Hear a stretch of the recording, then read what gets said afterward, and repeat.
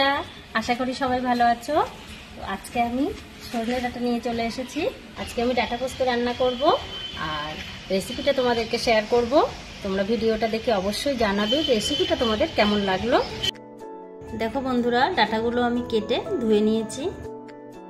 মশলার জন্য এখানে আমি কিছুটা সাদা সর্ষে, কয়েকটা কাঁচা লঙ্কা আর একটু পোস্ত, সেই সাথে কয়েকটা গোলমরিচ দিয়ে একটা মশলা তৈরি করে নিলাম। তেলটা গরম হয়ে গেছে, এবার ফোড়নের জন্য আমি দুটো শুকনো লঙ্কা দিয়ে দিয়েছি আর একটু কালো জিরে দিলাম। এবার আমি তেলের মধ্যে ডাঁটাগুলো ছেড়ে দিচ্ছি। এবার আমি স্বাদ মতো লবণ দিয়ে দিচ্ছি আর একটু হলুদ দিয়ে দিলাম। এবার আমি ডাঁটাটা খুব ভালো করে নাড়াচাড়া করে নেব বেশ কিছুক্ষণ। আমি কিন্তু ডাঁটাগুলো 4-5 মিনিট মতো বেশ নাড়াচাড়া করে নিয়েছিলাম। তারপর আমার আগে থেকে করে রাখা মশলাটা এবার দিয়েছি, দিয়ে আমি আবারও বেশ কিছুক্ষণ ভালো করে কষিয়ে নেব। এবার আমি 1 চামচ চিনি দিয়ে দিচ্ছি। মিষ্টিটা কিন্তু অবশ্যই দিতে হবে। আর চিনি দিয়ে আমি আবারও বেশ একটু নাড়াচাড়া করে নিলাম। নিয়ে আমি জল দিয়ে দিচ্ছি। জলটা আমি পরিমাণ মতো দিয়েছি, ডাঁটাটা ভালো করে সিদ্ধ হবে সেরকমভাবে দিলাম।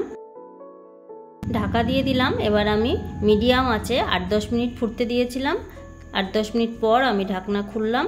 ডাঁটাগুলো আমার খুব ভালো সিদ্ধ হয়ে গেছে। দেখো, আমি আর 2-1 মিনিট ফুটাবো।